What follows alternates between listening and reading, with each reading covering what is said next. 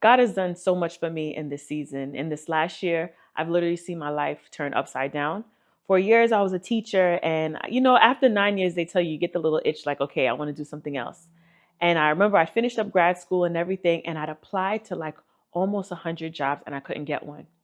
And I remember, Wednesdays we have our pretty much our leadership meetings where, pastor gives us words from God. We really grow in discipleship, faith, and all things Jesus, right? And I remember pastor would say, like, if you can see it, then that's what it will be. And for a while, I couldn't really picture myself there. But once I started to actually picture myself there, God was still faithful to his promises.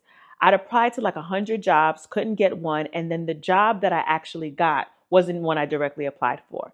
But if I tell you, if I got the job that I applied for, so what am I saying? God is faithful to everything he says, like even this apartment. So I had to move because my landlord was selling the house and I didn't know where I was going to go. And the same thing, pastor says, once you can actually see, right? What did God say to Abraham? You can have as far as your eyes can see, right? And until I actually visualized that God was going to deliver on his promises, here I am on my beautiful apartment that I love so much.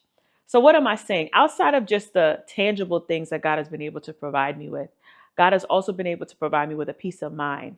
I think one of the things I'm coming to realize is how important it is to have a personal relationship with the Lord. And like every man in the Bible, once they had an encounter with God, that was the thing that helped them know that he was really real. So I say all that to say that if anything God has truly given me this year, it has been peace of mind and an understanding, a growing understanding of who he is. Although I haven't fully arrived to where I need to be yet, I'm just so trusting that God will continue to be faithful to what he said and that he will always remain the same, just as he said.